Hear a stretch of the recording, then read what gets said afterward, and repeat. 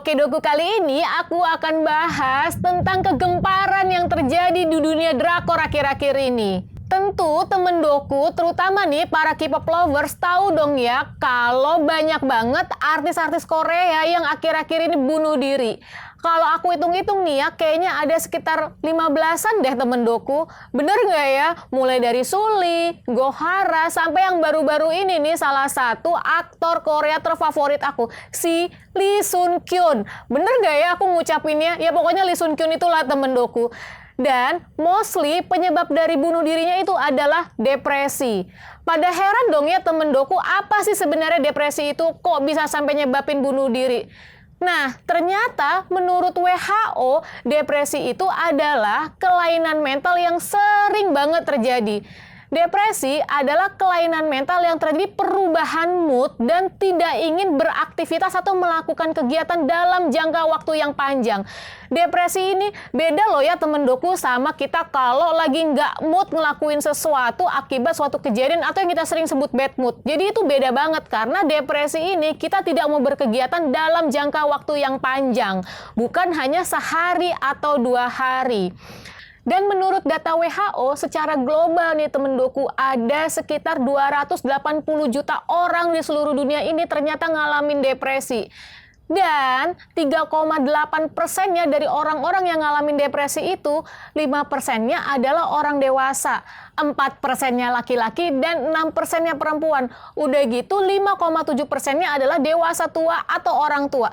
Terus, depresi ini bisa kena ke siapa aja. Depresi ini nggak pilih kasih, temen Doku. Bisa anak-anak, bisa remaja, bisa dewasa, ataupun dewasa tua. Terus nih, temen Doku nih, menurut datanya juga di seluruh dunia ini, ada lebih dari 10% ibu hamil dan ibu yang baru melahirkan ternyata kena depresi. Bahkan angka menunjukkan bahwa lebih dari 700.000 orang bunuh diri setiap tahunnya. Karena ternyata si depresi ini itu adalah penyebab kematian nomor 4 untuk orang di usia 19 sampai 29 tahun.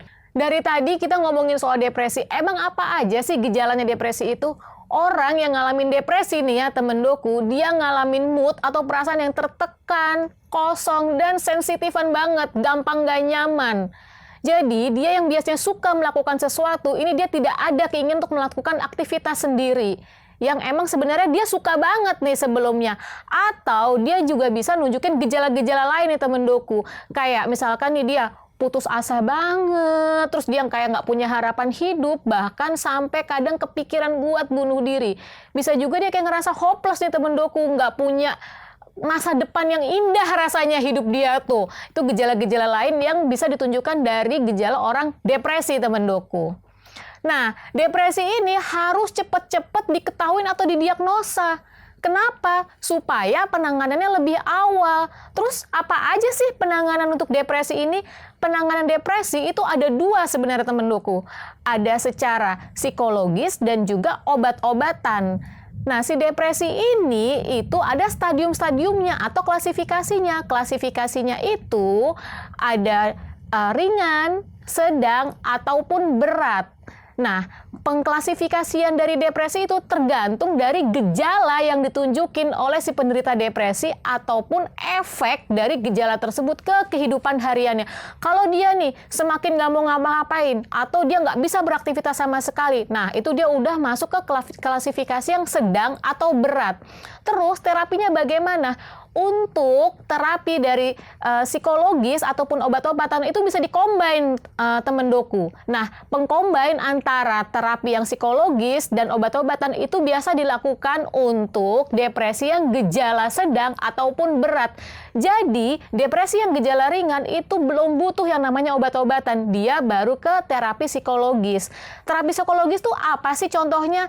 Jadi, misalkan kita menyediakan teman untuk curhat, mendengarkan mendengarkan keluh kesah dia, apa yang menjadi masalah dia, dan misalkan mendekatkan ke keluarga atau orang-orang yang dia percaya. Salah satu terapi psikologis yang penting banget itu adalah menimbulkan kembali self-love atau self-care untuk si penderita depresi itu sendiri. Jadi sebenarnya self-love atau self-care itu adalah salah satu terapi yang paling penting untuk penderita depresi. Apa aja sih self-care atau self-love itu? Contohnya nih temen doku, olahraga. Jadi kita menghabiskan energinya dia untuk olahraga. Jadi dia nggak ada kepikiran tuh untuk yang namanya berpikir yang hal-hal negatif. Terus misalkan didekatkan lagi dengan keluarga atau orang-orang yang nyaman sama dia. Kemudian bisa juga salah satu bentuk self-love adalah curhat ke orang yang dia percaya.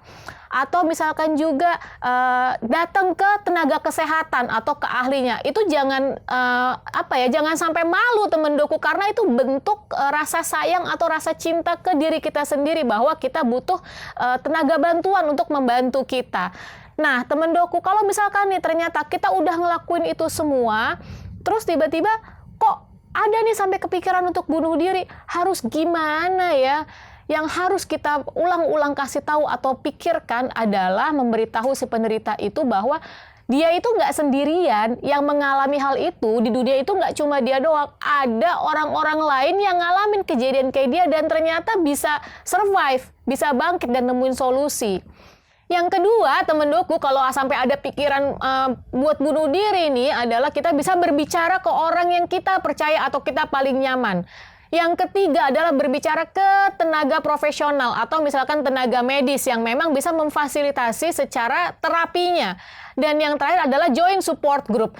Di support group itu biasanya temen doku itu tidak ada judgmental satu sama lain atau tidak ada saling menghakimi, tidak ada benar atau salah. Mereka benar-benar saling sharing. Jadi itu adalah salah satu solusi atau mungkin salah satu cara kalau ada kepikiran sampai wah, mau bunuh diri nih, aku tidak ada harapan, aku tidak mencintai diriku sendiri. Itu beberapa cara yang bisa ditempuh. Nah, dirangkum nih ada 5 negara dengan angka kematian bunuh diri yang tertinggi. Yang pertama, Lesotho, negara dari Afrika Selatan. Yang kedua, Guyana, negara di Amerika Selatan. Yang ketiga, Eswatini, negara di Afrika Selatan. Dan yang keempat, Korea Selatan. Yang kelima adalah negara Belgia di Eropa Barat. Nah, bener kan? Ternyata Korea Selatan itu masuk 5 negara tertinggi yang angka bunuh dirinya banyak banget. Kenapa? Karena di sana stresor itunya banyak banget. Mulai dari pekerjaan, popularitas, semua tuh harus bener-bener tren banget gitu. Jadi begitu mungkin ngerasa down itu menjadi stresor yang berat di Korea Selatan. Jadi jangan heran temen doku kalau ternyata banyak artis-artis Korea yang meninggal dan bunuh diri. Sementara di Indonesia sendiri ada data dari Pusiknas, Pusat Informasi Kriminal Nasional, yang menunjukkan bahwa ada 971 kasus kematian akibat bunuh diri dari 1 Januari sampai 18 Oktober 2023. Dan yang terbanyak ternyata di Jawa Tengah, temen doku, ada 356 kasus akibat bunuh diri. Tuh kan temen doku, jadi sekarang udah paham dong ya kalau ternyata si depresi ini nggak main-main dampaknya. Jadi selain ngejaga kesehatan fisik, kita juga harus banget ngejaga kesehatan mental kita. Wajib, karena di dalam tubuh yang sehat harus ada jiwa yang sehat. Jadi temen doku, kalau misalkan nih ada masalah, jangan lupa buat cerita ke temen yang dipercaya banget, yang nyaman banget, atau keluarga. Kalau misalkan nih ternyata susah banget juga buat cerita ke orang sekitar kita, jangan lupa kalau kita punya Tuhan Sang Pencipta yang bisa kita curhatin kapanpun dan dimanapun. Jadi kalian itu nggak sendirian, penderita depresi itu tidak sendirian. Semoga kedepannya kita bakal dikasih kesehatan ya temen doku, sehat badan, sehat jiwa, sehat pikiran. Ya nggak temen doku? Oke temen doku, jangan lupa ya support terus Oke Doku dengan cara subscribe, like, komen, dan share.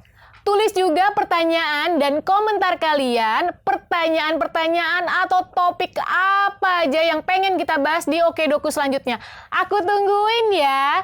Oke Doku, makin sehat, makin hebat. See ya!